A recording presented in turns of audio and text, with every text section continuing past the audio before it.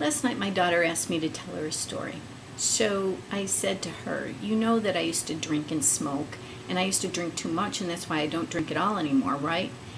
And she said, uh-huh. I said, okay, then I'll tell you the story about the time my betta fish saved my life. I used to have a betta fish that I called Alpha.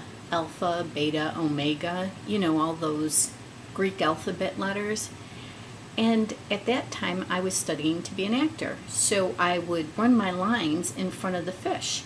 And if Alpha swam to the other side of the bowl, then I'd have to try the line a different way. But if Alpha stayed to my side of the bowl, then I figured Alpha was interested. And that's the way that I would learn the line. Well, anyhow, we developed a pretty good relationship in, I don't know, a year's time or so. Well, one night, I came home from a cast party, and I already had a slight buzz going, and I went upstairs to bed, and I had my bottle of beer and a cigarette. And I passed out with the bottle of beer and the cigarette.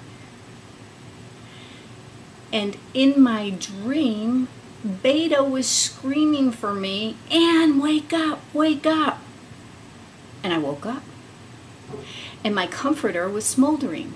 My cigarette had fallen out of my hand, and the comforter hadn't caught flame yet, but it was smoldering quite a bit, and possibly, or probably, would have sparked and caught on fire and maimed or possibly killed me. Anyhow, I took the beer and I threw it on the comforter and put out the smoldering, and then got out of bed and got more water and made sure that it was completely out.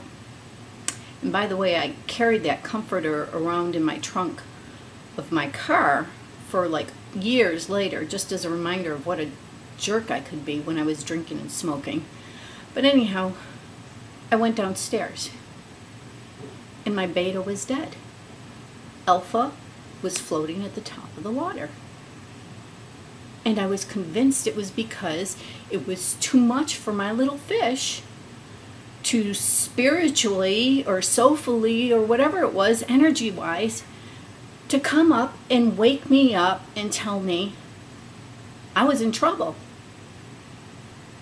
And my daughter cried. She started to cry. So what's the moral of this story? Kids, if one of your parents is a recovering drunk, I think you better ask your babysitter to tell you a story.